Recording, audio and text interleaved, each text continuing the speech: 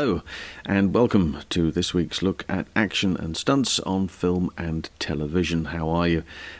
Managing through the warmth, I hope. It's decidedly fabulous here in the UK at the present time. I know the rest of the world, some of you are struggling, but over here we're loving every single singed moment of it, just for the record. Now, we are in discussion mode this week, and it all boils down to those lists that you see online, that you see in magazines. The top 10 of this. The greatest ever that. And it struck me that I was looking at a list from screenrant.com, and they were saying that these are the 10 most extraordinary, amazing female action icons ever to have graced the screen.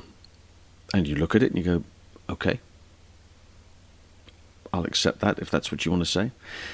Then I looked at a bunch of other lists of similar note. The greatest action actress of all time, the greatest this, the greatest that.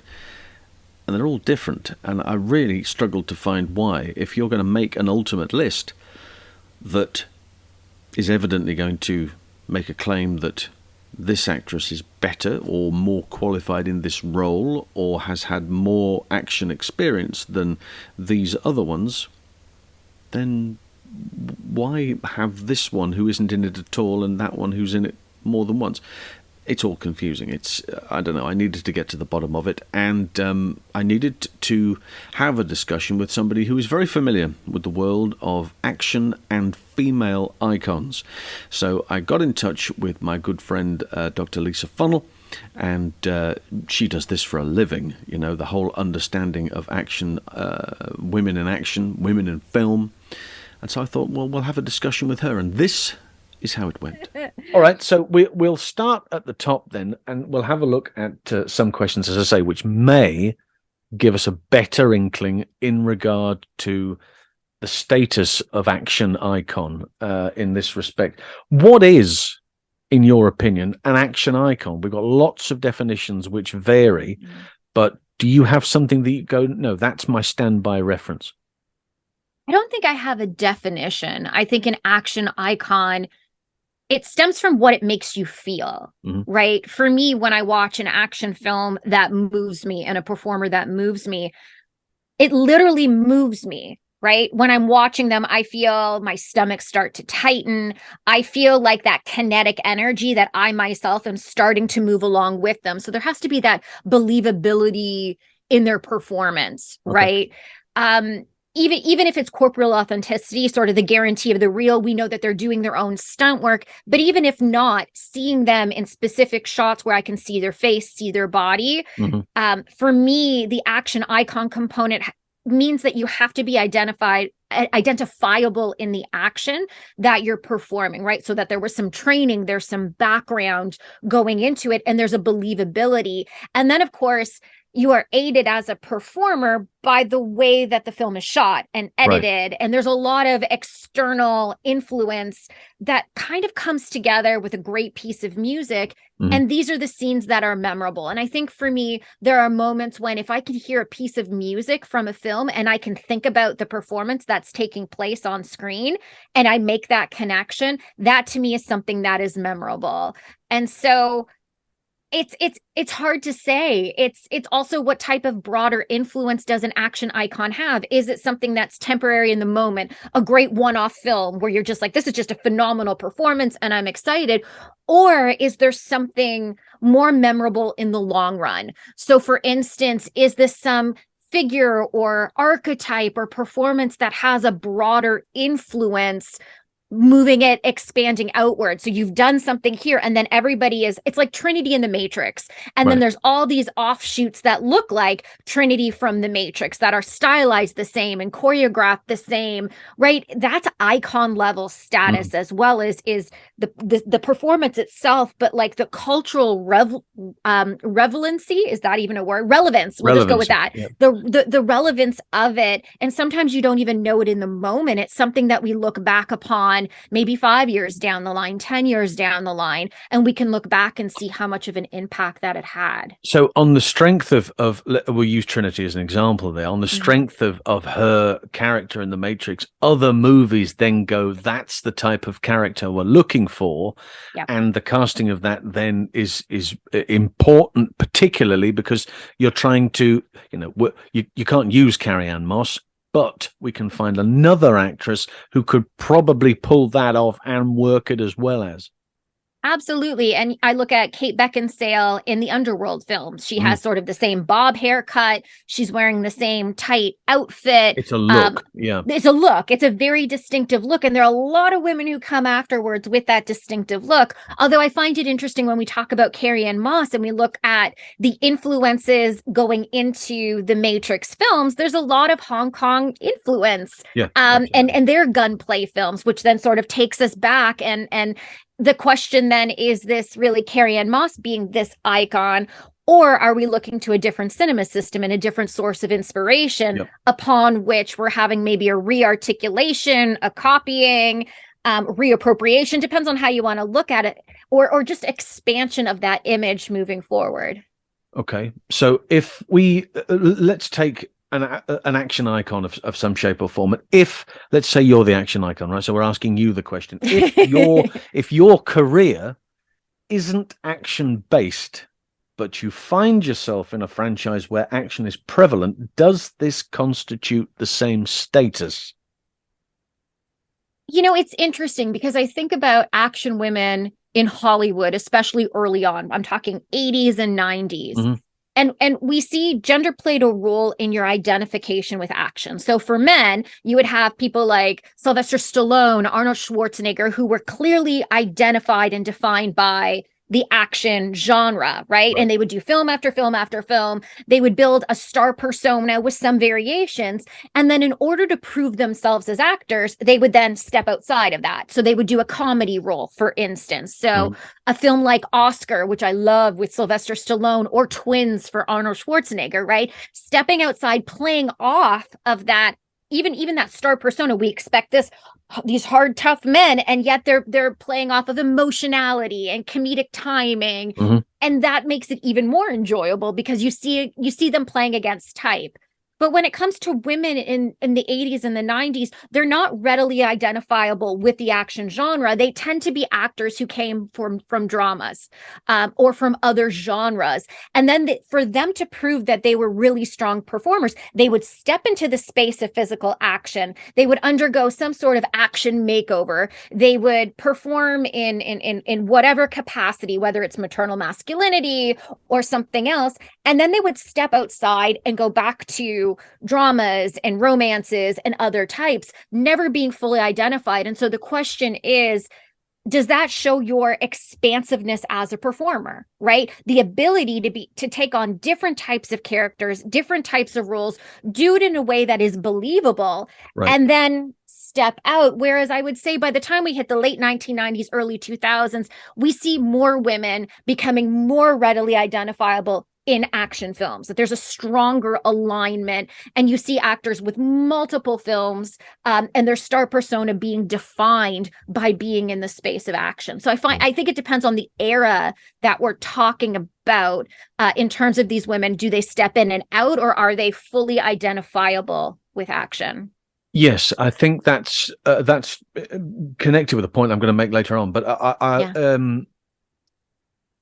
a lot of those male-orientated action heroes are ex-Navy SEAL, ex-commando, ex-this, doing a standard job, and then Van Damme's a great example of this because pretty much every movie that he's been in, he's just the average Joe who happens to be, the greatest kickboxer in the world, or was, the Marine or the special service guy. Yeah. Something happens and all of a sudden he has to deal with it.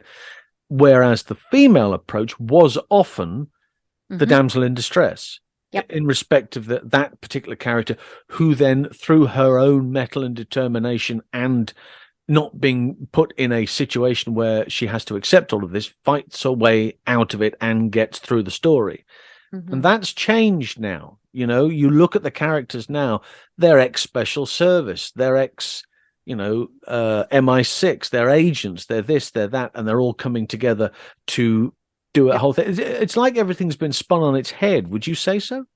Yeah. And I feel like when we look at like 80s and 90s, there are a lot of explanatory narratives, meaning these explanations that are given to us, I would say shoved down our throats, but that are given to us to describe why these women are doing what they're doing. So there might be maternal masculinity, meaning you are fighting to protect your child. Everybody understands the notion of a mama bear protecting her cubs. And we then say, do whatever you can to get there. So if that means shedding femininity, becoming muscular, becoming violent, moving away from aesthetics, so makeup, doing your hair, having, say, feminine clothing to save your child, we all understand it. And there's that expectation she'll step in, protect her child, and then step out. There's other explanations that are quite common. The tomboy explanation. There's a strong connection between fathers and daughters. So this idea that your father may have been an FBI agent or a cop, he may have died. Usually there's the death of a paternal figure. And there's a young girl who over-identifies with her father. And she wants to complete his work, his mission, his career, sort of live through the guise of the father.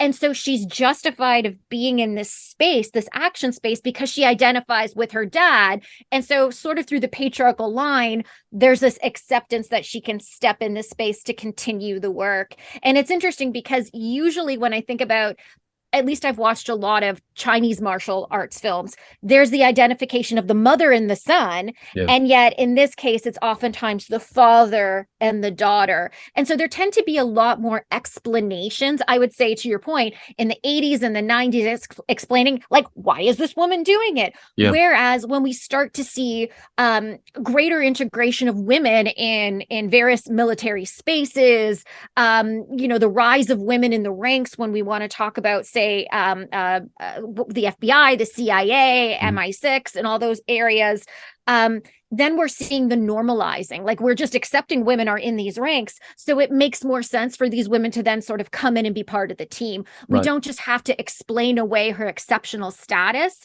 And I think this notion of exceptionality kind of takes away, right? If you are the only one who can do this as a woman, then what's the possibility of other women doing it versus being a really good agent amongst a whole bunch of really good agents? It actually increases the capacity for us to believe that, like, other women could be doing it just like other men could be doing it. Okay.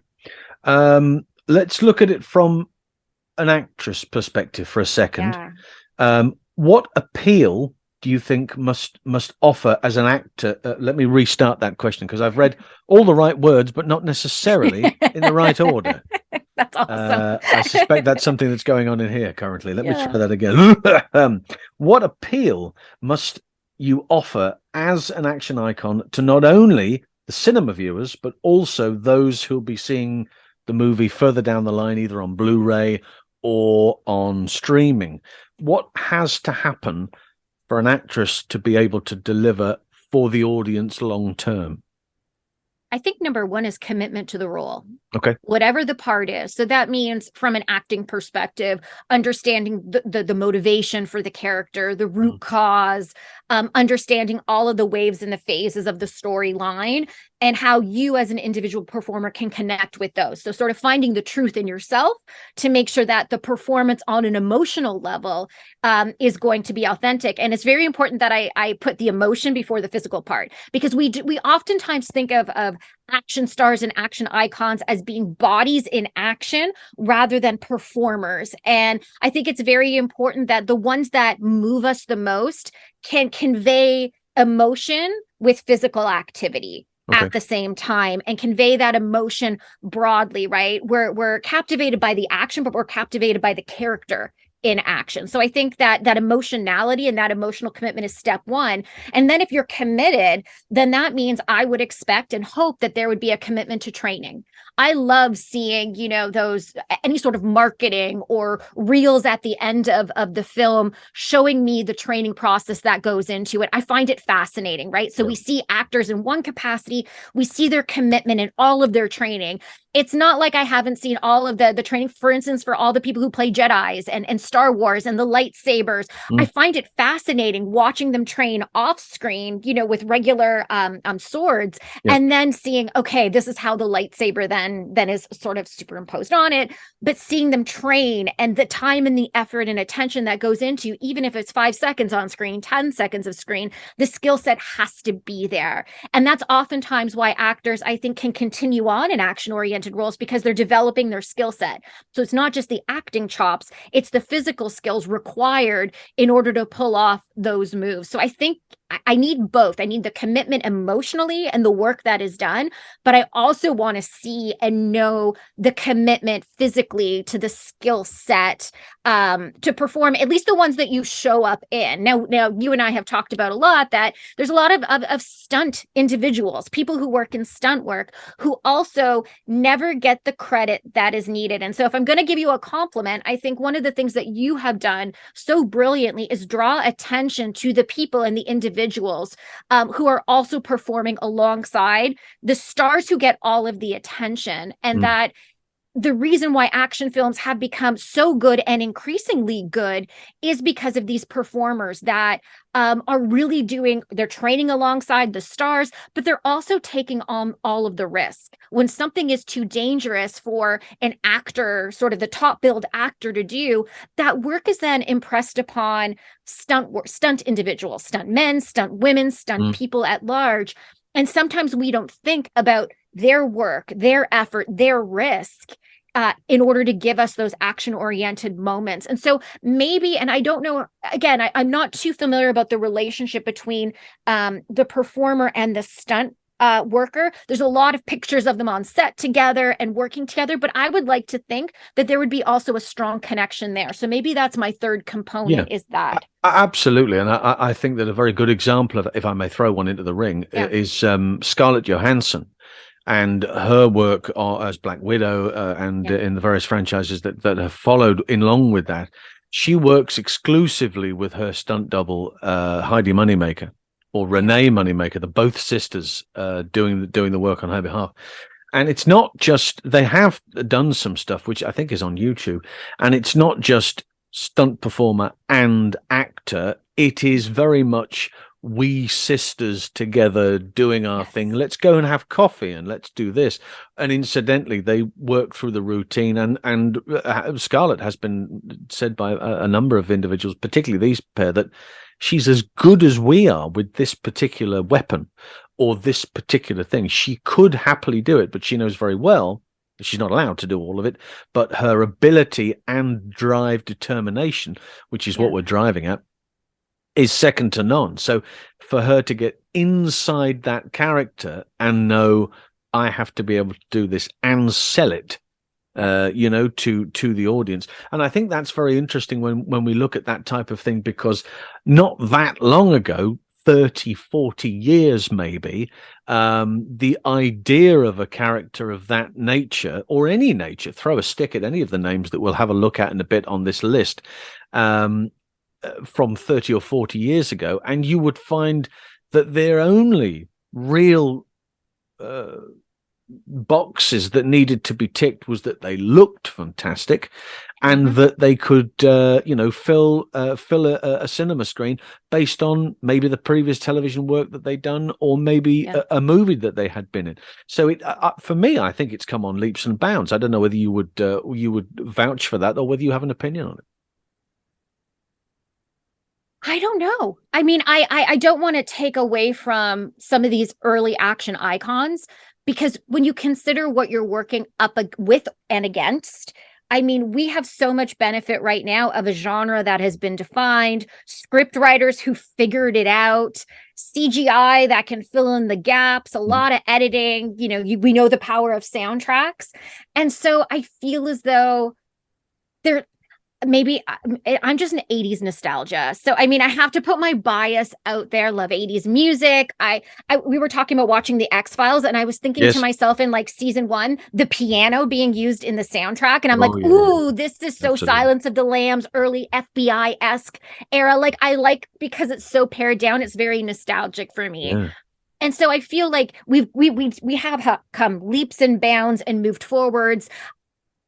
and I think we've had this conversation before, that sometimes the capacity of what we see on screen, especially for women, has been, do we have women who work in stunt work who can be able to help push that envelope, right? If there's a limitation that we see on screen, it's because we just don't always have, or we haven't always had, I'll put it that way, the strongest pipeline of talent. And I feel like now I don't know when it happened, and you can fill in that blank for me, but I have seen more of a pivot. There are more women working more frequently in stunt work.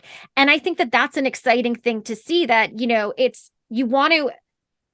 the progress of women as action heroes on screen is strongly dependent on who's in front of the camera, and that splits for me, and it's combined. I love the idea of sisterhood between the actor who gets sort of the top billing, and all of the stunt team who can help to craft or create this character. And I wish, when you were talking about Scarlett Johansson on the red carpet, I wish that it became more of a trend where you would have the actor and the stunt team walking that red carpet together, because Black Widow is not just, Scarlett Johansson did a great job acting and performing, but there's a lot more to it. And it would be so beautiful to see in official promotions more of that connection in an official capacity, because maybe that would then draw more people into this industry and say, I can do that, or I want to do that.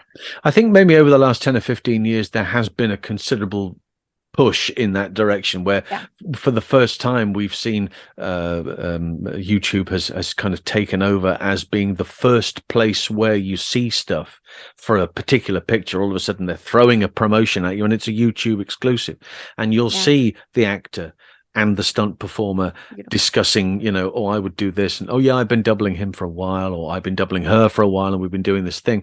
And all of a sudden that obviously hasn't happened before. And I also think that action as a genre has often been considered as, well, times must be hard if you're doing action movies, because there's not a lot of dialogue and you don't have to worry about all that sort of stuff. And there are actors who could just dial it in, turn up, say the words, and do the thing. And you've seen those movies. We've all seen those movies where we go, this guy's terrible. Or this actor, they're just terrible. What are they doing?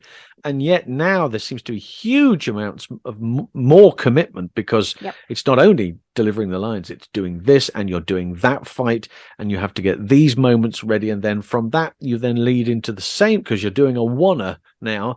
It's all action up to this point here. Then you're delivering dialogue, and then it moves on to the next scene. So I think there's a much more commitment involved in the action genre now than maybe there ever was before. They were huge fun before, but now I think they're now being accepted as, it's an acting job. You still have to do the work. Maybe that's why there's a great many more sirs and dames being roped into these type of productions. It's a possibility. And also, I would say, more and more money has gone into it. Like when you talk about global cinema, it's kind of global action cinema. People aren't necessarily going to see dramas or comedies. If they're action comedies, you're gold. But those things don't necessarily always translate across, say, national, local, regional boundaries, right? You watch, for instance, Hong Kong comedies, they're very localized. And sometimes they just don't have the ability to be translated, like the comedy style and the local references just don't translate that well to regional markets. Whereas there's something about action. I don't want to say a punch is a punch is a punch, but there's something that is more easily translatable. And so you see this rise of global action cinema that is just, it's kept going and going and going. And now you're seeing, if we're going to put all this money in, and this is what people are going to go see, then we need to get some of the biggest name stars involved. And I think Marvel did a really good job with kind of the way that they've cast. They pull in their casting, and they're building out this web.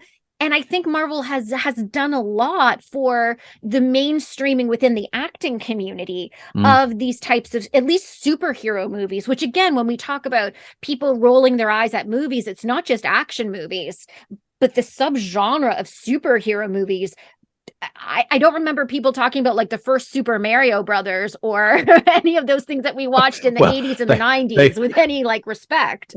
they were talking about it, but not in positive light. I Not think in a it's safe to positive light. They weren't like, this is say. amazing They're versus going, the way isn't that that Bob Hoskins? Wasn't he Roger Rabbit? They're the same guy.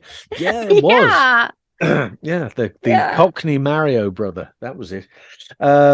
Yeah, I think it's a very important genre now. I also, you touched on something there, which put a light bulb on in my head, which was action comedy. I love the concept of that because, yeah, you know, what happens is that it's a comedic role. These two guys playing the two wise cops or whatever they're doing, and then what happens is that when you watch the thing and you go, God, this dialogue is shocking. And I've been in the picture house now for 25 minutes and there's been 7 laughs and I've missed all of them because they haven't landed. Yet They don't always always land. got the action to fall back on, you know, so it's a great safety net as The far as best that's of both concerned. worlds. Yeah, absolutely.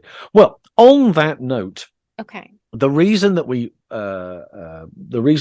put this thing together in the first place is there have been a number, and you've seen them yourselves, a number of extraordinary lists to end all lists Yeah. of the top 10 greatest this and the most amazing, wonderful this. And so when we looked at female, and the whole action icon title really came from this, we saw a thing on Screen Rant. Now you can go and check this out. And I think it was from 2019, but I haven't seen anything updated since by them. So it's the 10 best female action stars ever. I mean, it's not, you know, it's not in the last since 2019. No. Ever. Ever, right? ever, And they ever. make ever, forever, infinity. This is it. That's just everything. And when you look at the list, it's a very interesting list because there are names here which I'm not disputing that they're very good at what they do. Do they really need to be on this list? I think it's a very interesting list. We'll go in reverse order, as all great stuff. I really need that sort of Casey Kasem type countdown thing going on. That's quite the reference. That's the it old is quite a school reference. Yeah, I am that old. That's what it is. We used to get that on ITV at about 2 a.m. in the morning. I seem to remember. What was the thing you used to do? Entertainment USA or Entertainment something like that. It's okay. He used to do he didn't do the New Year's ones. Was that Casey Kasem? No, that was somebody else. That wasn't Bob Hope. I don't know. I love that you've got Bob Hope and Casey. I don't know where you. Thanks for the memory. I don't know. So at number 10, from an official capacity, it has Jennifer Garner. Jennifer Garner is listed at number 10. Now, no disrespect to Jennifer Garner, but I've had a look through her IMDb to pick out those moments that you go, right, absolutely action icon moment there, absolutely here. And do you know what? She's done 30 plus movies, maybe a bit more. I found three which fit that genre. Daredevil, which she did in 2003. Elektra, of course, in 2005 as a lead character. And then she was in Alias. That was 105 episodes of Alias, which was a big show and was that type of character. Now, on the strength of that, and we may have further comment further down the line, but if I say to you that at number 9 is Mila Jovovich, Fifth Element, 6 Resident Evil movies, Survivor with Pierce Brosnan. You know, I mean, she's got quite the track record. If you compare the two, you're going, you know, that's it. Should they be in the same list, do you think, on those, on the base of those on their own? Well, I would say first, this list that we're talking about is very like American Hollywood centric. Right. So like all the people on this list have either starred in American or Hollywood films and or those that are co-produced by the US, which meant that they would have like the exposure. So like we're not talking like when you say ever, like I'm thinking like take every woman in action in the world. So was I. And so I'm a little shocked that again that Jennifer Gardner is like kicking out some like other people. So I'm that in of itself, and I'm a big Alias fan. You know, Alias is a great franchise. I think I've watched it 4 or 5 times, and I love the idea of wearing, different costumes. I've taught Alias before. All of that being said, when we're talking about strong, influential cinematic women, I feel like there are other people who, I'm not saying she shouldn't be on a list or the list. She just probably wouldn't be in the top 10 of that list. And I think that's my problem, is that like there's other people who are not here, and I'm like, no, I completely agree. Like, who did you bump off? Yeah. Who do you have to know to get on this list, right? But absolutely, the names that aren't on this list actually speak volumes when you look at who is on. And some of them, again, absolutely deserve their place, possibly. But those who aren't there, you go, well, you need to give this this is why I've got a comparison list here, which I will have a shufty at in just a moment, which hopefully will fill some of those blanks in. Can I jump in and talk about Mila, though? Yes, by all means. Here's the thing about Mila and Resident Evil. The length of the franchise matters. It's not 3 years on a TV show when you're in a particular age or era of your life. You look at her, she has carried this franchise, the evolution of, I can't even stand zombie shows. Like, to watch Resident Evil for me on a personal level is like traumatic. I hate zombies. No, I'm the same. I can't do it. I can't play the Resident Evil video game. I've tried, and I'm like, this is horrific. I'm going to have nightmares. Like, this is not my jam. But to see her through the phases, knowing the phases of her life, having children, coming back, growing into this role. For me, there's something about the expanse of time that you're carrying a franchise like on your shoulders, and it's still popular and viable. I think that is something that it's one of the reasons why I think she deserves to be on the list, because she has been able to sort of carve out in this particular space and in this particular subgenre for such a long time, and longevity in a role, it matters. It does matter. And I also think that it would have been really interesting to find out who else was up for the role, because I wouldn't be at all surprised if there was a lot of people being cast going, it's not for me. I'll do one. I'll do 2, but 6 movies it's a lot of commitment. And mind you, they're not doing it. She's not doing it for nothing. They are throwing huge sums of cash at her, but nonetheless. Right. So 10 is Jennifer Garner. 9 is Mila Jovovich. 8 is Angelina Jolie. And again, I think this is interesting because really 2 Tomb Raiders, right? A Mr. and Mrs. Smith, a Wanted, Assault, and Those Who Wish Me Dead. That's about the size of it. She's done huge volumes of work as an actress, as a character actress, in drama, in all sorts of stuff. But her action output is actually really small in comparison. Is that enough, do you think, on the basis of what we've already seen? I think that with her, it has to do with the fact that she's one of the actors who are readily identifiable with action. Right. When I would teach my class and I would say, who do you think is an action icon? They would say Angelina Jolie. Right. And I think the strength of her performance in the Tomb Raider films, you're talking about one of the most popular video game licenses, coming in and taking on that role was such a, it elevated her star status, let's put it that way. But it really, I think, really established her as an action icon. Right. And so anything else that she's done since then, she's somebody who's pretty hands-on. She's somebody who has memorable, it's not just action roles, but Mr. and Mrs. Smith, it's pretty memorable, her performance in that film. And so just like I argued for Mila Jovovich, like the length in one role, I feel as though she's had a couple of key roles that have then impacted, say, popular consciousness when it comes to women in action. And I think it's more of the high visibility of who she is that has contributed to the success of her film. So I think it's because of her as a star that there's been a lot of interest in these roles. Does that make her in the top 10? Do her performances themselves merit it? I think that's an interesting question that I don't really know where I fall on that. But I think it's more of a star persona component that has propelled her onto this list. Okay. So on the strength of that, we've said so far, and you said yourself that this is really sort of like a Hollywood-centric type list.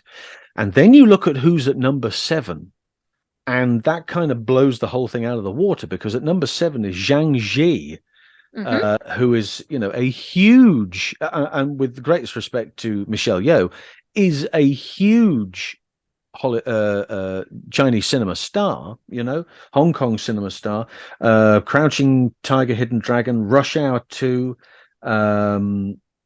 all Hollywood or American co-produced, though. Admittedly, yes, I see that. Yeah. She was also, and I didn't know this, apart from House of Flying Daggers, which I had seen, but I didn't realize that when Pierce, we're doing that Bond referring thing again, but what else did you expect? We're going to go back to Bond at some point, right? Yeah. When Pierce was doing the Die Another Day, he was involved in a Visa commercial.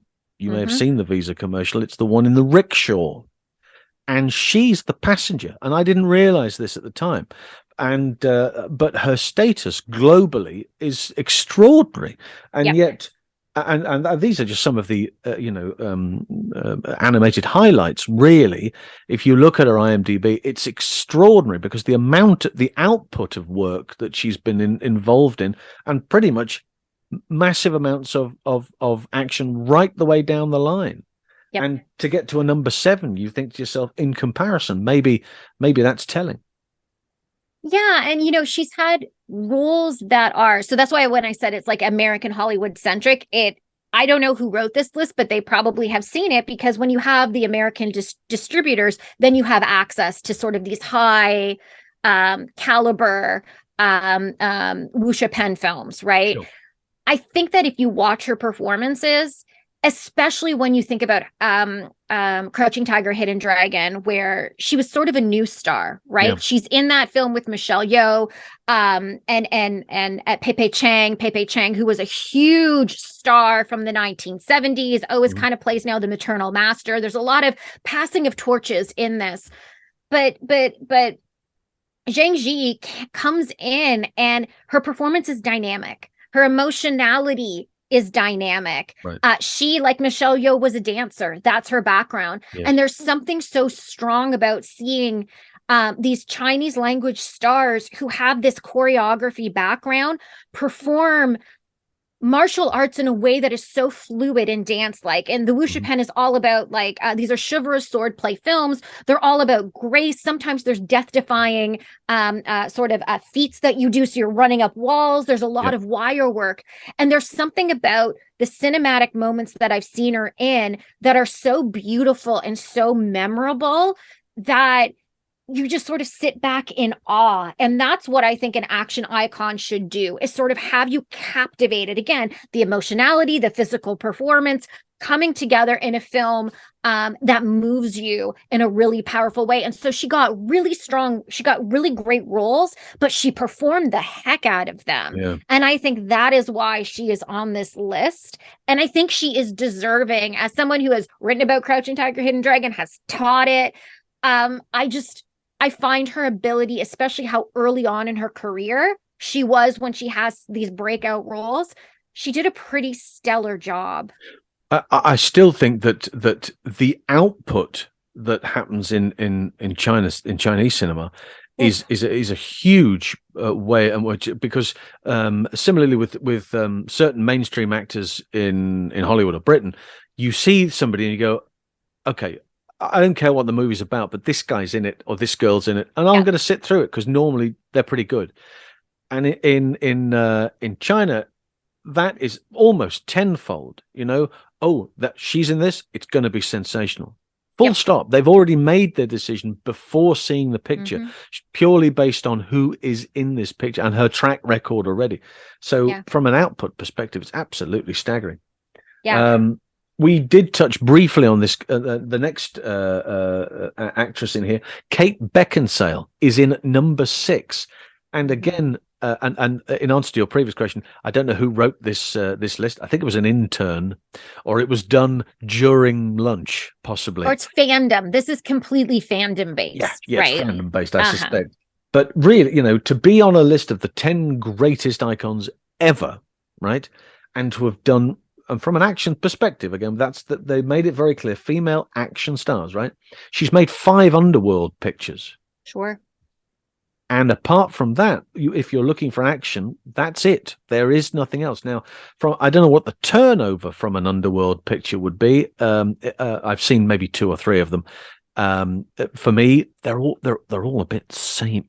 We're amongst friends, aren't we? They're all a bit samey. For me, you don't do zombies. Okay. I'm not overly fussed on the whole Underworld pictures. However, in order to chuck out 5 of them and to get her on a list like this, presumably that franchise is working very well. Thank you very much. And we're going to keep doing it. When I think about her performance in Underworld, I think she looks like Trinity. I remember the amazing jump at the beginning when she sort of jumps off and then she walks forward, which I think is incredibly memorable. Mm-hmm. But when it comes to her action, her performance in action, I can't think in my mind. Again, I've seen these films, I've taught them. I can't think about her in action, a memorable action sequence, something that she has done physically compared to Mila Jovovich. Like Mila is like in it on the top of a bus, like that she's pushing her limits and the limits, whereas in this one I don't necessarily get that sense. And that's nothing against Kate Beckinsale. I actually think she's a brilliant actor in general who doesn't get enough credit for her acting chops and has not gotten enough roles. She's a stunningly beautiful woman, and I think sometimes there's that idea that she has to play a stereotypical role. Right. All of that being said, does that mean that she deserves to be number, I don't know, what are we, 5, 6, something like really 6, high up, 6? That's a very, very high place. And when I think of who is not on this list, I'm sitting here being like, you wouldn't be able to jump if this other person wasn't on the list. No, absolutely, yeah. I'm struggling with that because, again, people love these films, and I know that they're influential. To me, it's a snapshot of a character. I don't see the performance, the physical performance component the same way I see Mila Jovovich. Like right. They feel different to me as franchises. Yeah, I think that possibly she's limited by the material. She's limited by the script and the content and the plot. And her outfit, like she's sewn into that thing. The material is literal. Oh, like sure. She actually can't move. there's not a great deal of room for maneuver there. No. And I don't think that, and she is a very fine actress. We know this. We've seen her in lots of other performances where she's really delivered, and on the strength of that, you've gone, I really like her. And I must say her father was a wonderful actor called Richard Beckinsale, who sadly died very young in 1978. And he was involved in a wonderful comedy show over here called Porridge and Rising Damp. And so lots of sitcom type comedies. Yeah. And so she gets a great deal of that from her father. But, is she being able to deliver that in these pictures? Well, no, probably not. But as you've said yourself, it doesn't look as though her character is being allowed to do maybe as much as it should be if you're comparing her to Mila Jovovich, for instance, or others of that nature. So 6 in, and then we arrive at number 5, and number 5 is Zoe Saldana. And of course she's quite varied because you've got Pirates movies. She's been in Pirates pictures, Black Pearl, I think she was in, Star Trek, 2 of those. Avatar, and then of course Guardians of the Galaxy. So that would have set the whole thing. And then of course when there's a crossover, then she's Avengers Infinity, Endgame, and another Guardians, which will be this year, I'm guessing.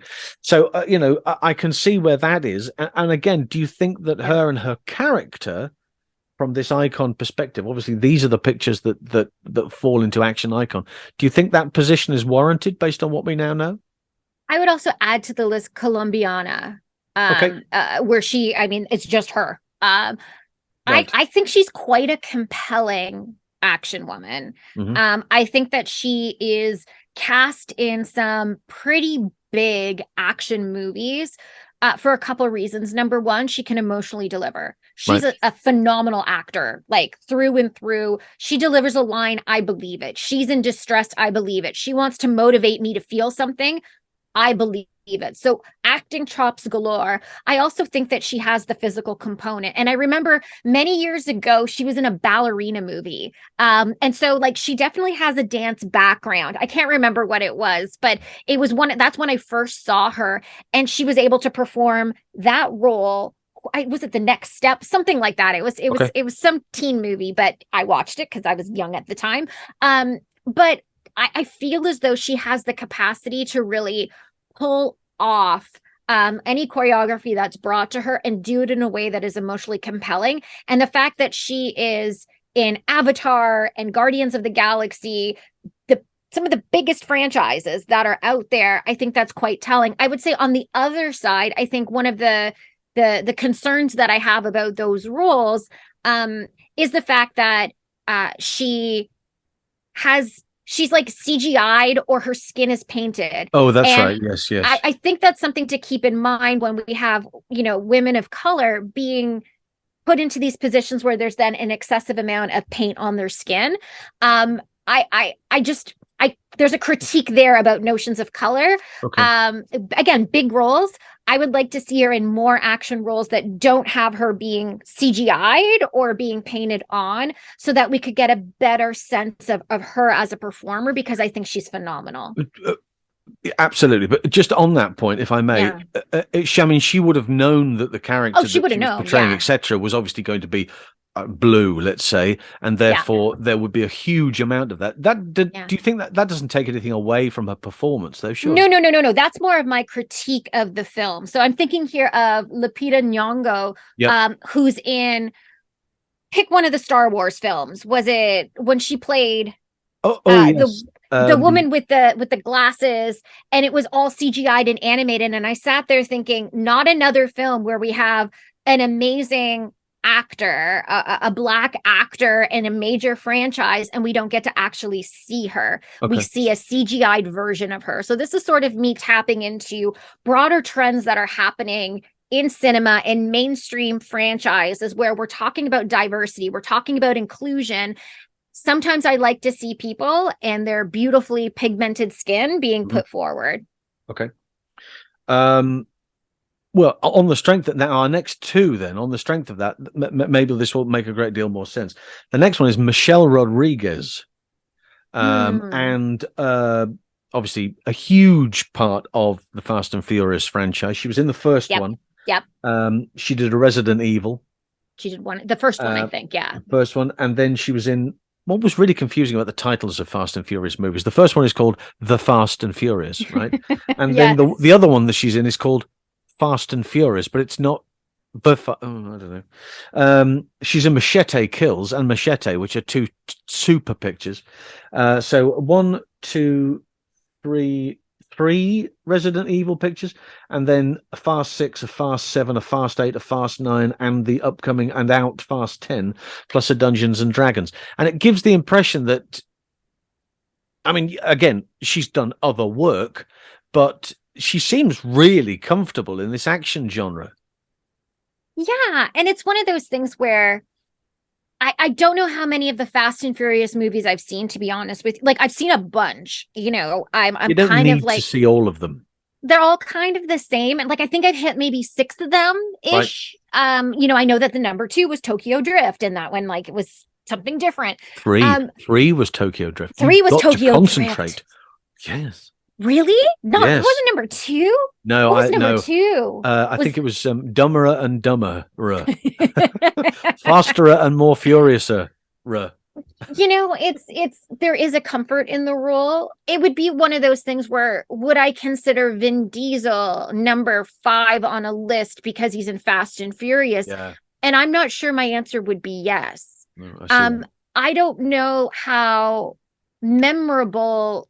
How do I put this? Car racing is incredibly important. You're also not doing a butt coming on. You're not doing the stunts of car racing. Like, there's cameras here, and then it seems like you're doing a lot. Like, I guess I'm kind of struggling on the action icon component of this one. I just don't know how much hand-to-hand combat there. I can't remember. Like, it's not necessarily memorable in my mind as to what she's done. I think that I could be wrong. It's memory is not the No, I see greatest, that, but but I think that these movies, they are car-based movies, regardless yeah, of there are what the car-based story movies. is, what the plot is. And certainly in the early movies, the first movie, for instance, I mean, Hmm. she was driving the car underneath the semi truck. I've Yes. used an American term there just for people, so then I was going to say articulated lorry, and people go, "What's that?" No, I'll I would say have semi no truck. It's idea okay. if you said that. Yeah, semi truck. We're happy with that in the room. But so that type of stuff, and of course later on down the line, huge amounts of clambering over vehicles while Hmm. they're traveling very quickly and transferring to other vehicles and stuff. Later on in sort of six, I think, yes, six, there was an incredible fight which was nominated for a Taurus World Stunt Award for hardest hit, I think it was, or best stunt with a stunt woman. And the two girls who did the fight, one was doubling Gal Gadot and the other one was doubling Michelle, and absolutely threw the kitchen sink at it. Now, that knowing that, for me, and that's the problem I have with the whole bunch of cinema, full stop, is that detracts seriously away from the actor doing the job, and being at the bottom of the stairs and going, "Whew," and then getting up and doing the thing, when I know full well that it's taken 25 takes to get to this point here. So but I recently watched a Fast and Furious. In fact, it was Hobbs and Shaw, with my dad, because he hadn't seen it. And he said to me, and I think this is really everything in a nutshell. He said, "This is absolute nonsense. However, if you take all of that nonsense away, it's a real roller coaster ride. You edge of your seat stuff." And it is. If you forget, a lot of people go, "Well, they can't do that. And they can't do Yeah. this." Ignore all of that. Don't worry about it. Yeah, the plot's rubbish and it's terrible.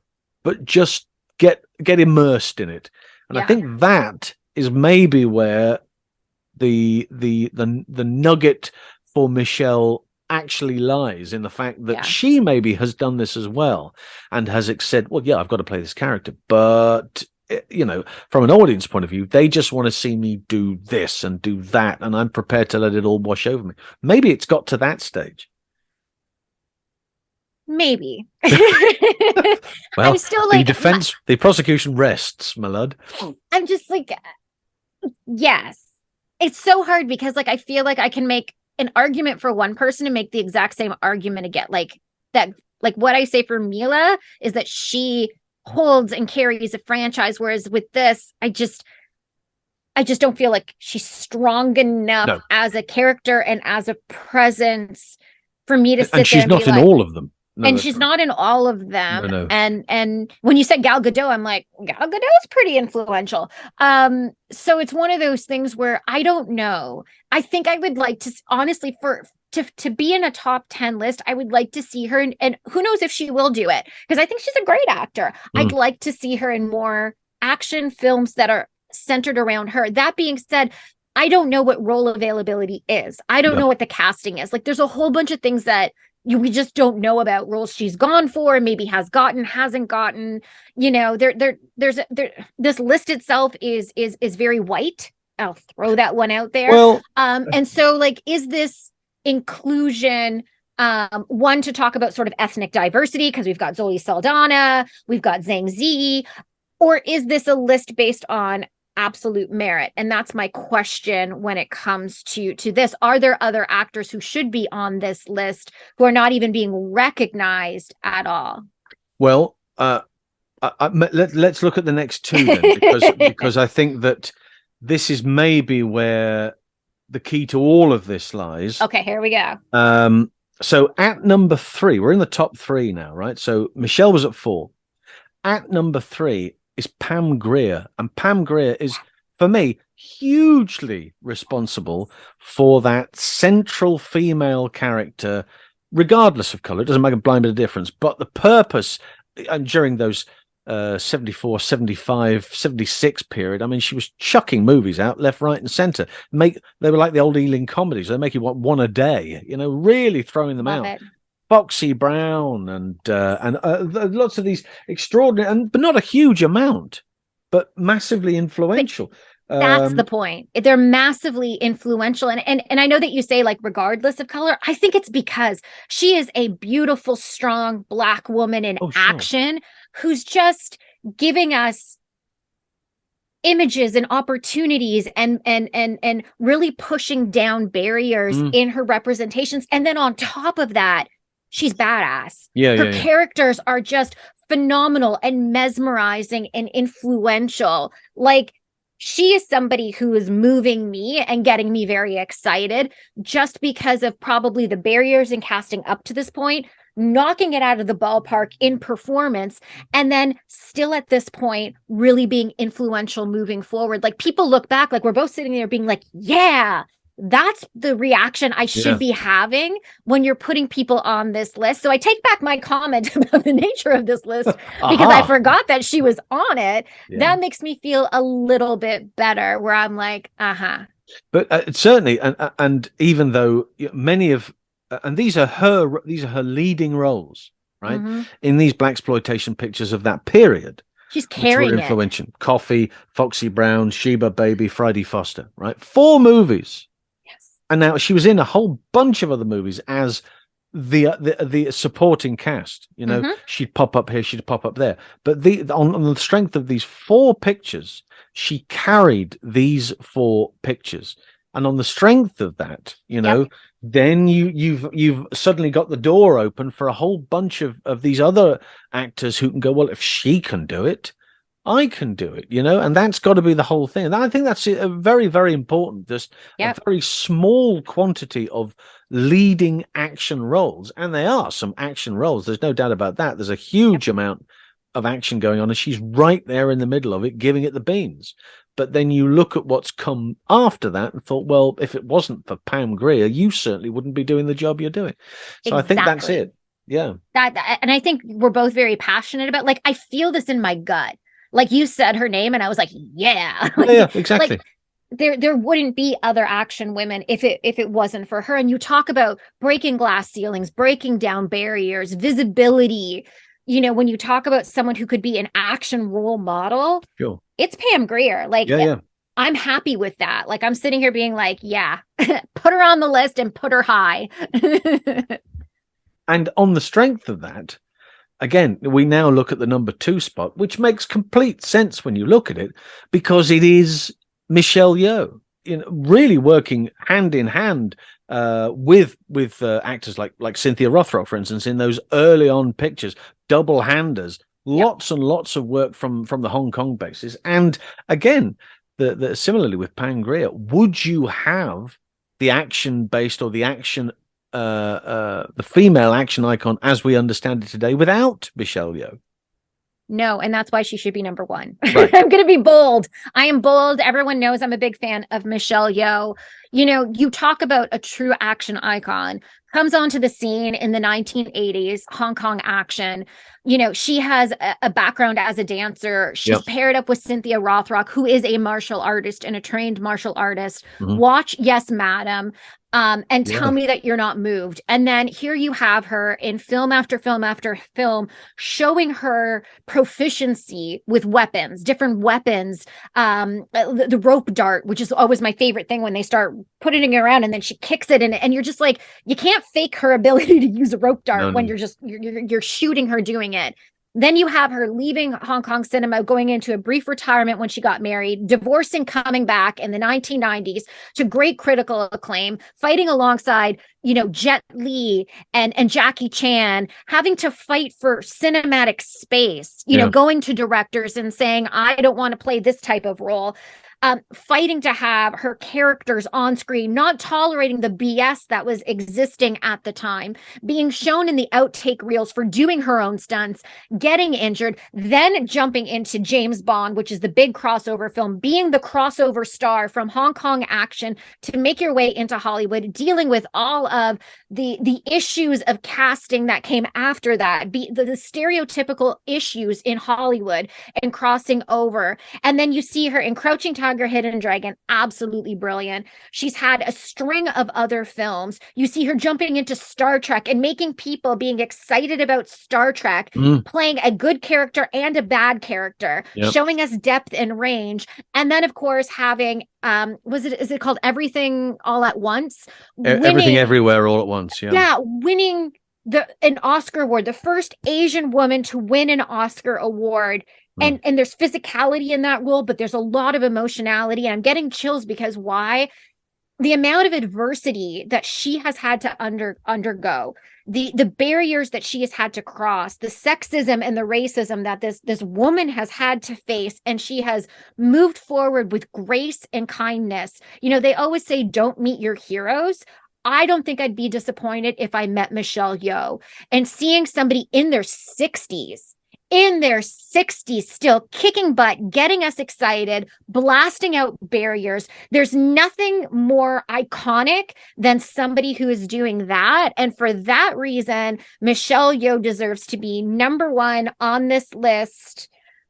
I know I'm going to probably contradict myself when I give my argument for a combined number one in a Hollywood sense, but Michelle Yeoh has done so much for so many people. And I'm hoping that we don't have the Catherine Bigelow effect. When she won the Oscar, there were fewer women directors who came after that. I'm hoping that the door opens not only for Michelle Yeoh to have further roles, but for other Asian women to have access to roles that are out there, leading roles that are not stereotypical in nature, because we've got some great talent across the board. So I'm very passionate about this one. That was a party political broadcast on behalf of the Michelle Yeoh party. I think you can't. Well, no, I see that. You're very passionate about it, and I think the reason that there's so much success going on is because Michelle Yeoh is very passionate about it as well. Not only as she was in those early days as an actor, but later on down the line as an associate producer, as a producer, you know, as somebody who has again the ability to look at a fight routine that, as you say, in her 60s, there is in Everything Everywhere All at Once, there is, we would call it the bum bag fight.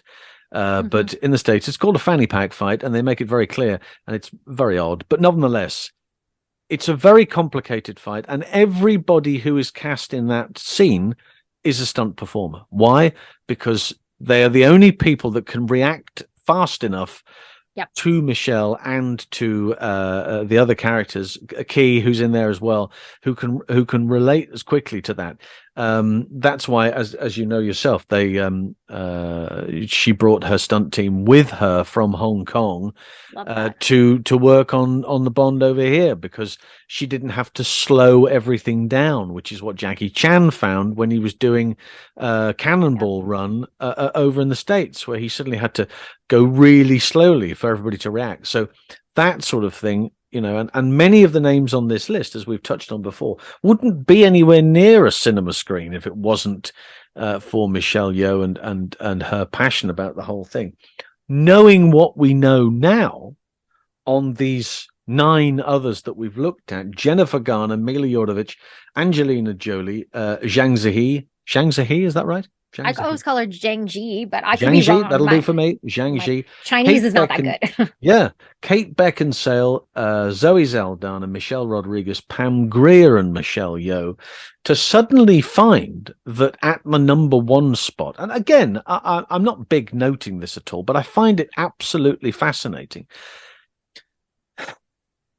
I find it absolutely fascinating that at number 1 is Linda Hamilton. And this just, it blows me away that on the strength of her performances in 3 Terminators? I don't think she was in all of them, was she? She did 1, 2, and then she came back. She wasn't in number 3 because her character had died. Yes. So she did Terminator 2, in between, and then Terminator Dark Fate she was in. That was the most recent one. The other movies of note in her action, and not many, you know, a huge body of work, but a thing with Tommy Lee Jones called Black Moon Rising that she did in 1986, and Dante's Peak that she did with the aforementioned Irish superstar. You know, now on the strength of that, it's Terminator that they're looking at, and do you think that her character of Sarah Connor alone is enough to warrant a number 1 position as the top 10 female action stars ever? I suggest that that's utter nonsense. No disrespect to Linda, but I just don't see it. Okay. So here's my thought. I remembered that this one was number one. So Okay. as I was going through my Michelle Yeoh moment, You had a moment to remember. I had my moment. I forgot half of who were on this list. So half of this is a surprise to me, recalling, because I'm like, this person's on. Here's my thought. So I taught a course called Female Heroism in Hollywood. And what I would do is in the first class, I would teach them Alien, the first Alien, 1979, and the first Terminator. Right. And then I would have the next class, Aliens, the number 2, 1985, and then Terminator 2. Okay. Which was 1991. Yeah. And my goal with the lesson was transtextual analysis, understanding meaning making across texts, from Alien to Aliens, from Terminator to Terminator 2, but looking at, I don't want to call it the James Cameron effect or the James Cameron influence, looking at the connection between Aliens and Terminator 1 and Terminator 2. So just try to follow my logic as to why Sigourney Weaver should be on this list. Agreed. Let's just throw that one out there. But how Sigourney Weaver plus Linda Hamilton, if you were to put them together, I can make an argument for a very high ranked position. So when I think about what Sigourney Weaver brought to the table from Alien to Aliens, you saw this development. You saw a woman who was thrust into action. There's a lot of horror elements in Alien, right? And a role that was meant for a man and sort of putting her in that position. So I think there's a lot of notable components there. And then, of course, you have the two women who appear in Aliens. You have sort of the maternal masculinity of Ripley, and then you have Vasquez, who's defined by her body, right? And so you have her doing the pull-ups, and it's all about the muscularity and the low-slung gun, right?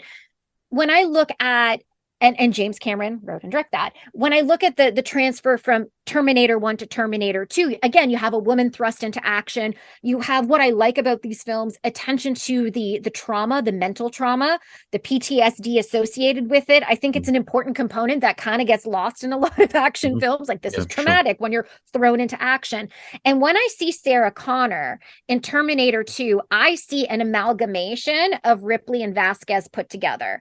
I see the maternal components of Ripley, and I see the muscularity of Vasquez. So Sarah Connor is introduced in a mental health facility, but she's doing the pull-ups. She's defined by muscularity. So we've got muscularity, we've got the sweat. She has a lot of low-slung guns. We also have this notion of the Terminator. You see it in Ripley and Aliens when she has to be in the little, whatever that container thing is. She becomes a Terminator herself. It's that machine to fight the alien queen. Then you have Sarah Connor, who's presented as a Terminator throughout. She's the one who's emotionless, whereas you have Schwarzenegger being emotional-ish as a paternal. And so when I look at Sarah Connor, I see Sarah Connor and Linda Hamilton's performance as being the consolidation of a lot of evolution taking place in a short period of time of two key figures. And that's how we get this very memorable, impactful representation of an iconic action woman.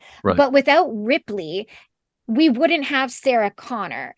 And so I'm sitting here thinking, I can't, again, because I've taught it and thought about it in this way, I can't sit here and separate Linda Hamilton from Sigourney Weaver.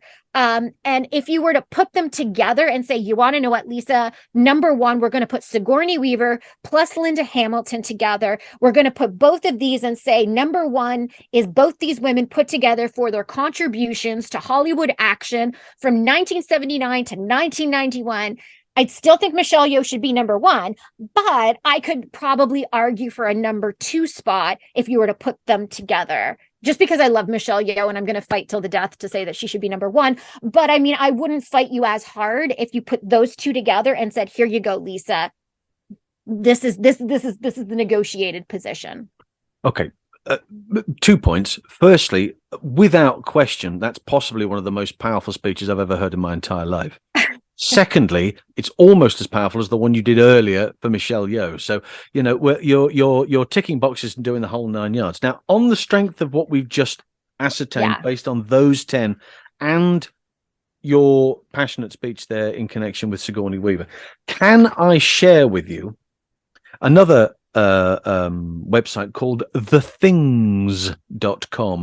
I don't know what it is either. It has not a clue, but it popped up when I was doing a bit of research for this. And this is the greatest female action stars officially ranked brackets 15. There are 15 of them. Okay. And so I'm just going to go through these. Mhm. We'll tick those ones that we know are there, right? Starting at number 15, a new entry based on our previous list, Maggie Q.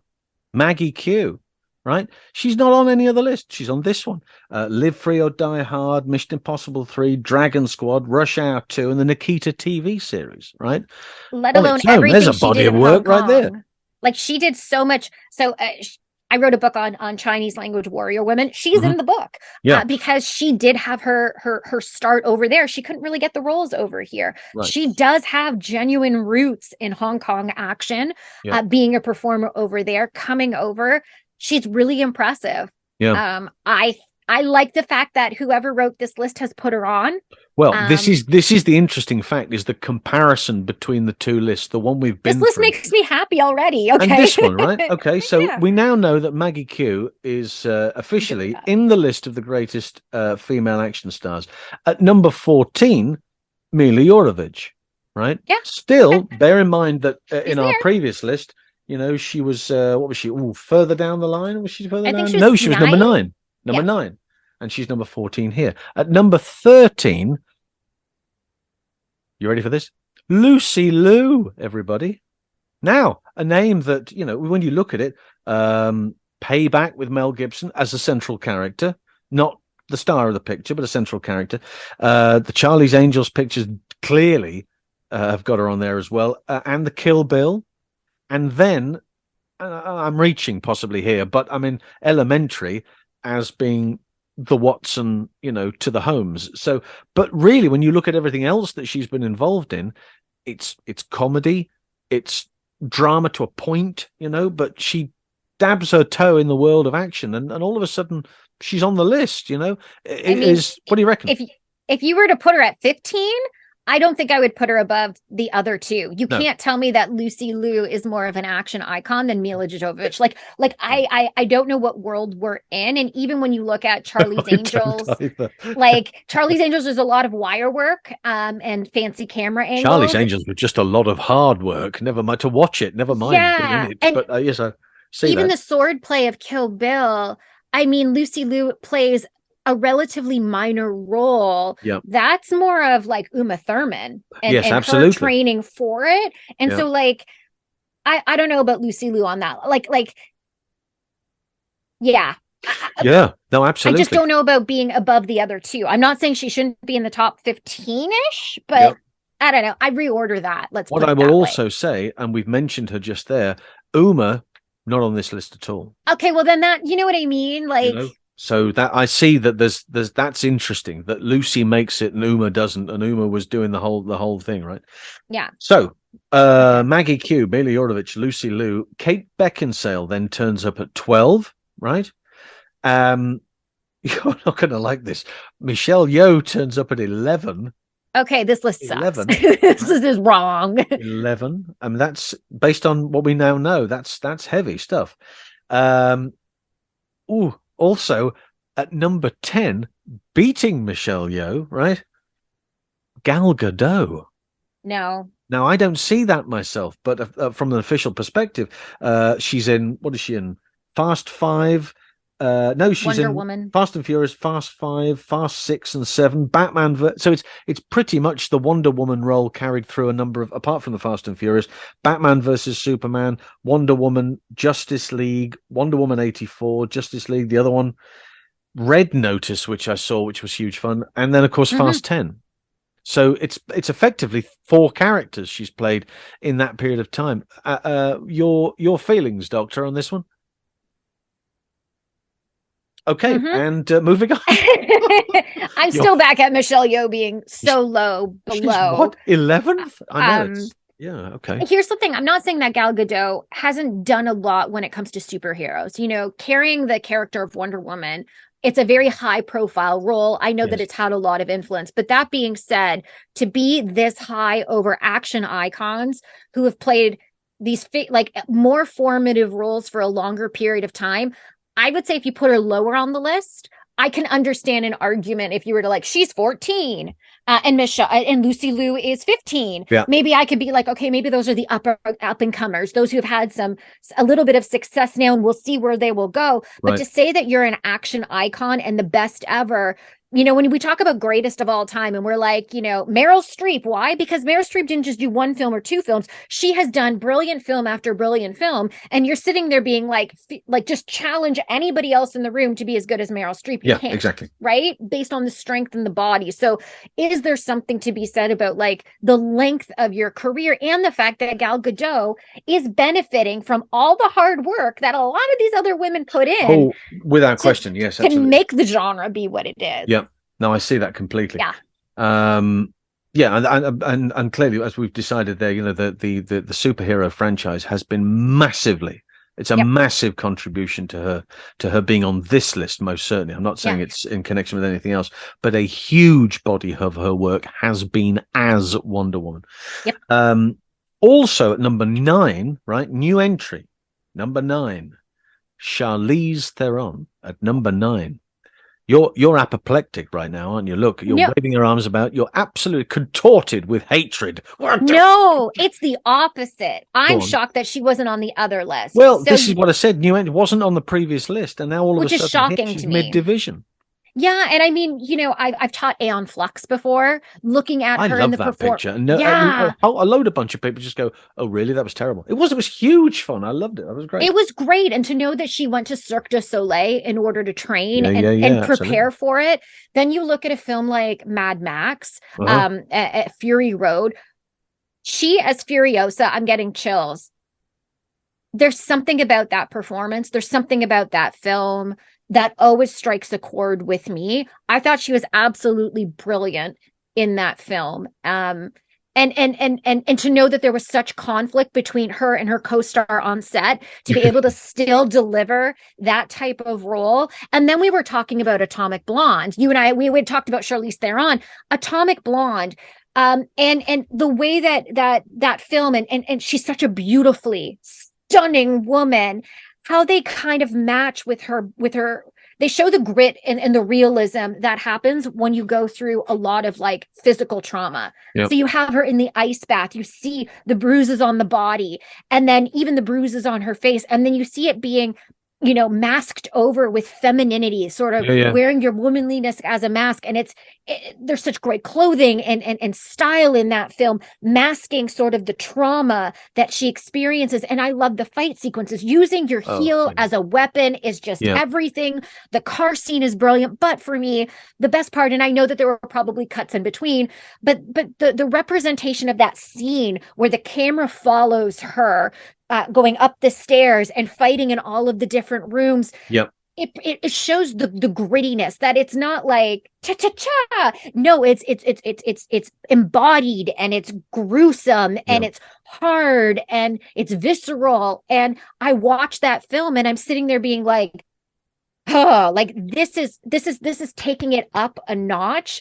And that's why I can't believe she wasn't on the other list. But I also just, again, a smaller number of contributions, even though I know she's done the Fast and Furious movies, but like these 3 alone are just, for what she's done and her commitment to the role, she's elevated, in my opinion, action cinema. Oh, certainly. I certainly think that as good as we're maybe the only 2 people in the world who liked Aeon Flux, but as far as that's concerned, as good as that was, she wouldn't have done Atomic Blonde if it hadn't been for Mad Max. That's very clear. Yep. And then on the strength of that afterwards, so I mean, like some of the Italian Job, the remake, she was in that. Prometheus, she was in Mad Max Fury Road, Atomic Blonde, Fast 8, The Old Guard, which was the Netflix movie that she did. Do you remember that? She was good in that, as an agent in that, and then Fast 9 and Doctor Strange. So those type of pictures. But I think that again, referring to Atomic Blonde, but the type of work, the type of fight work that she has to understand.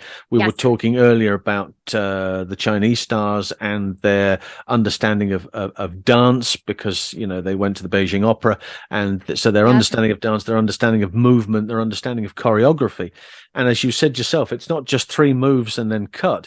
It's 20, 30, 40 moves up a staircase with dialogue, with this, with props. And then at the top of the stairs, then there's a cut to turn and go the other way from a different angle. Huge amounts of work, absolutely huge. And I think it's a brilliant film. And anybody who hasn't seen it, go and see it, please. Get Atomic Blonde and do it. It'll leave you breathless. So Gal Gadot at 10, Charlize Theron at 9, 8, Angelina Jolie, according to this list. Mm-hmm.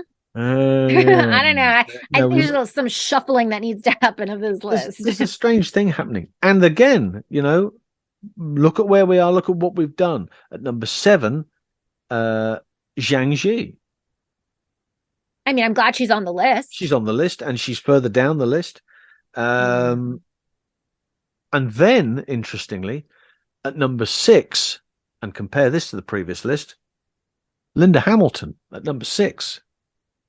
Now, the two almost polar opposites. As far as the other one was concerned, she is the bee's knees. There is nothing else. She is that goat, right? No two ways about it. Here, partway down the field, does that make more? I mean, obviously, we're looking at Michelle being further up the list, but that kind of makes more sense based on, again, what she's done previously. And number 5, new entry, Scarlett Johansson. At number 5, isn't it? And I think, again, not a large proportion of it on the basis of Avengers pictures, Black Widow, etc., right? The Island is the only other one outside of that where her and Ewan together, of course. And the rest is Iron Man 2, Avengers Ensemble, Captain America, etc., and it goes on and on and on. Wasn't she in Akira? There was a Japanese one, and there was a lot of Ghost in the Shell. Sorry. Yeah. So there was that. Yeah. And you want to know what I really liked Black Widow, the standalone movie. Yeah. I thought it was phenomenal. I thought it was exciting and interesting and fascinating. But is that, in addition to everything else, as important and influential as Michelle Yeoh's entire body of work? My answer is no. Like, it clearly is not. Like no. I like it. Well, and this is important because, people will go, well, it just, it's a movie. It's not as simple as that. As fabulous and wonderful as Scarlett Johansson is, it is as simple as that. It is as simple as that. The fact that as wonderful as she is, she's been, the same character for almost, not all of, but certainly from an action perspective. And we have to refer to that. She's a terrific actress in lots of other roles. But from an action perspective, she's played the same character for 13 years, right? Yeah. Yeah. And on the strength of that, does that warrant her position on this list? And again, if you look at Michelle Yeoh and you look at Zhang Ji, you have to go, well, no, not really, but again, somebody's being lower on the list. Lower on the list. Number 4. So we've got Scarlett at 5. At 4, Michelle Rodriguez at 4. Nope, not that high. Okay, not that high. Number 3, Zoe Saldana. Number 3, according to this list. Oh, wow. Hello. Again, reordering the list. Speechless moment from the doctor. Hang on. Yes, go on. It's not as, again, I've told you, I really like Zoe Saldana.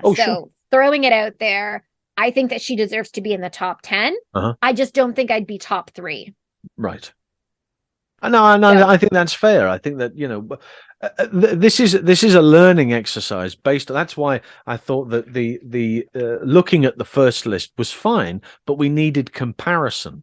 And on the strength of that, you then suddenly start asking questions about the type of people involved in Screen Rant that came up with the whole thing in the first place. And those people involved in thethings.com, what are they seeing that the rest aren't, So very interesting. And from an interesting top 2, right?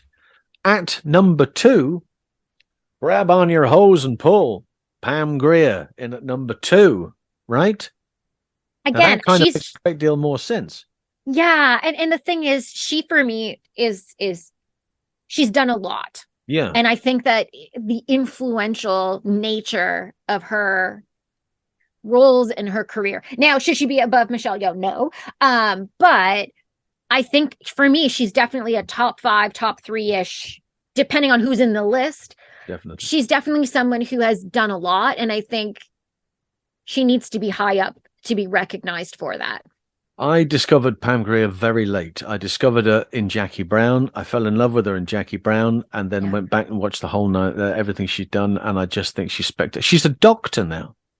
Really? Yes, she's a doctor. I'm not sure what she's a doctor of. I will tell you at some point, but she's a doctor, and I find that fascinating as well. But that doesn't make a great deal of that. Doesn't it's not unexpected, if you see what I mean. That she would have done what she's done and then moved on to a career in learning and teaching. You know, Yeah. so that's very interesting. And at the number one spot, for the purpose of the exercise, I will put on a drum roll. It won't be mine. However, it is Sigourney Weaver at number one on this list. And they have listed as her influential action icon pictures, right? Alien, you mentioned. Ghostbusters. For me, questionable. Anyway, I mean, she Aliens. was not really action oriented in that one. I don't think so. Aliens. Half Moon Street, which again is a very interesting, very low budget British picture with Michael Caine in it, but certainly not an action role. I will have. No. Ghostbusters 2, again, reaching a touch. Alien 3. Yes.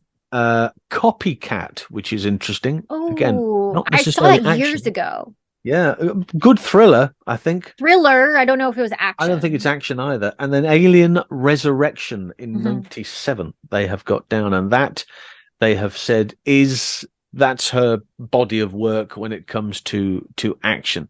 Wasn't she in Avatar? She was in Avatar, yeah, but again, is that an action? No, she didn't do an action role. No, you know. And she's in Way of Water as well, isn't she? So I think that's interesting that we now know that on your impassioned speech regarding Sigourney Weaver, somebody had seen sense to pop her at the top spot, which makes a great deal of sense. So that's enormous fun. Thank you very much for doing that. I would also, just briefly, and we're just going to run through these very quickly now, but it's the final thing now. This is colander.com. It sounds like a kitchen franchise company. This is the 10 must-see female-led action movies of our modern era. Okay. All right. So you and I both know those ones that you're a big 80s fan. You love the 80s pictures. There are movies that we've both seen. But these are the ones, according to them, if you haven't seen and you need to see because they are female-led. All right. Here we go. At number 10 is Birds of Prey. You seen Birds of Prey? Margot Robbie, Rosie Perez, and Ewan McGregor. It's effectively Margot as Harley Quinn doing her thing, but it's in a Harley Quinn, Black Canary, and Huntress. So it's a super thing, right? 9, Atomic Blonde. We've understood Atomic Blonde, undercover MI6 agent in Berlin investigating the death of a previous agent. Yep. Prey is at number 8. Now, I didn't know what Prey was. I've had to look into it. It's a Predator prequel. Did you know about this? I wasn't aware of this. Oh, yes. Yeah. I saw that. That was great. Amber Mud Thunder, Dakota Brevers, the Predator prequel movie, which apparently is very powerful. Great. Yeah. I really enjoyed that. That's a great pick. Okay, right. So that's there at, what's that, number 8. At number 7 is a movie. It's a British picture, but it's an Indian cast called Polite Society, and stars Priya Kasahara, Rita Arera, and it's an Indian family drama about a wedding heist. A wedding heist? We're going to steal the entire wedding? Who knew? From Vietnam at number 6 is Fury from 2019. Vanessa Nega and May Chat is in this. Now here we are. This is what I was talking about earlier. Ex-gangster trying to lie low after becoming a mother suddenly gets embroiled in the old days. You know, so this is what we're referring to. She'd have been in the 80s, or maybe the 70s and 80s. She'd have been a housewife. She'd have been a housewife and had to look after her children because the house is being attacked. Now she's an ex-gangster, so you automatically know she's good with firearms, etc. Black Panther: Wakanda Forever is in at 5. You seen the Black Panther pictures? The first one. This is the second one. This is the one that came out last year. The Wakanda. I haven't seen the second one. No. Okay. So I can't really comment on that. Number 4, and here's an interesting one. This is from a while back, from 2013. Hunger Games: Catching Fire. Are you a Hunger Games kind of girl? I've seen them. I Would think say that it's influential. I mean, Katniss Everdeen as a figure, being the hunting girl, it did have a bit of an influence. I mean, it was definitely a popular culture sensation. Right. But I don't know. I would probably put a bunch of other movies before that as being like, if you're telling me a must see. Not my I don't know. words. These are the words of Colin. A must see female led action movies. At number 3, Mad Max Fury Road. It says. Okay. Yep. Great Makes sense? soundtrack too. Okay. Yeah. It's great. Now, we go to Japan for number 2, and this is, I did see this, and this is terribly good. But again, based on what I was saying earlier on, the movie's called Baby Assassins, and is high school girls who just happen to be highly skilled assassins. You see what they've done there? And I don't know. Take it. It's a bit like Grease with firepower and no songs. I kind of want to see it now. Yeah, Grease with firepower. It's about an hour and a half. It's worth a shufty. And at number 1, and again, this is the first time mention it hasn't arrived on any other list that I've seen so far. The Woman King at number 1. Interesting. Right? Yeah. Viola Davis, Lashana Lynch in there too. Yep. Historical epic based on the true life events that took place in Dahomey. And they made it into the the Woman King movie. And it is the number 1 as far as the 10 must-see modern era pictures is concerned. So if that has come as a shock to anybody for those movies that you haven't seen, well, we're all in the same boat. We're going to have to try and catch up with some of these and see what it's like. And I think that list is probably the most international in scope that we've seen of any list, where, I mean, it's challenging you as a viewer. If you like action films, go sample what other cinema systems or countries are actually putting out there, because if it's not just Hollywood fare. I like the fact that it's not just Hollywood fare. Now, if I was to put together a list, would there be other things on it? Probably. But I like the fact that it's a non-traditional, typical list that you get. It's also ticked boxes that we touched on previously, i.e., the amount of work that is responsible for the movies we see now that's come from Hong Kong or that has come from China, and there's a Chinese influence here, there's Vietnam influences here. And also, of course, with the Bollywood pictures, they're the biggest cinema system in the entire world. Never mind Hollywood. Bollywood is huge, and we've seen influences of that coming into the pictures as well. So, universally, and they have a great tradition of action films as well, like straight up action films. Oh yeah. So, I think that was one of my concerns about when we initially saw the Screen Rant list, where I'm like, this just seems very Hollywood centric. I haven't seen everything that's out there. So if people have suggestions, I'm more than happy to take suggestions. But I think, talking more expansively about action filmmaking, challenging ourselves to see what's out there. I think you will find that if you love action, you're going to be inspired by what you see and what you find. And I love the variation that is out there. And the reason why I became a fan of Michelle Yeoh, I saw her in Tomorrow Never Dies. I was doing a project on the Bond girls, and I thought, who is this woman? How did she learn how to do this? And then I did a whole deep dive into, Hong Kong action cinema and Michelle Yeoh's films. And I just found myself consuming it like cotton candy, just consuming film after film and just being mesmerized, being like, why don't we see this in Hollywood at this time? What are the components? What are the representations? And then, of course, when a whole bunch of that talent came over to Hollywood, then we saw a different representation, but some of those elements made their way into Hollywood. Absolutely, so it was really brilliant, and a brilliant experience to go through that deep dive that you get. And sometimes people don't think action cinema is that high quality cinema, and yet there's something about 80s action, that's 70s action, right? The graininess sometimes of what you're seeing, and the fact that there's very little CGI, the fact that it's just, the sounds might be a little bit off, but I love that fact because it feels like it's a little bit more stripped down rather than being such high production values trying to convince me that something's going on when I know it's not going on at all. Well, this has always been the argument, and certainly of late, when there are movies, no names, no pack trails, but there are movies from an action background that are striving for Academy recognition. Action done very well is hard to beat, and is as good as, in my opinion, a seriously worthy performance by an actor or actress in a leading role or supporting role. It's and it doesn't necessarily have to be just a kitchen sink drama or a two-header, right? Nowadays, we can see that there are characters and actors out there that can take on the action genre and deliver at the same time.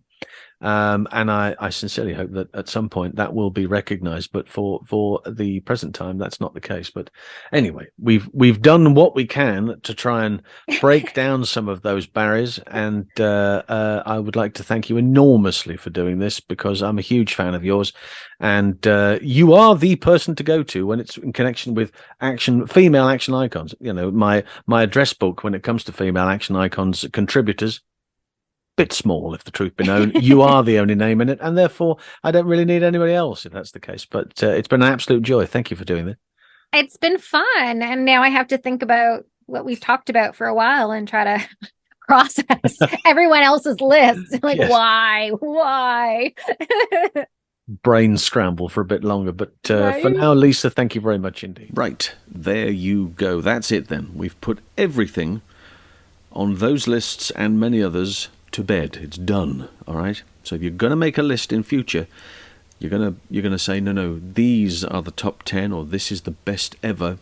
Have a word with Dr. Lisa first. We'll just clear a few things, tick a few boxes, and for God's sake, don't forget to put Michelle Yeoh in the top 2, or even at number 1. But that was huge fun. Don't forget to check out the podcast. And until next time, we will bid you a fond adieu. Bye for now.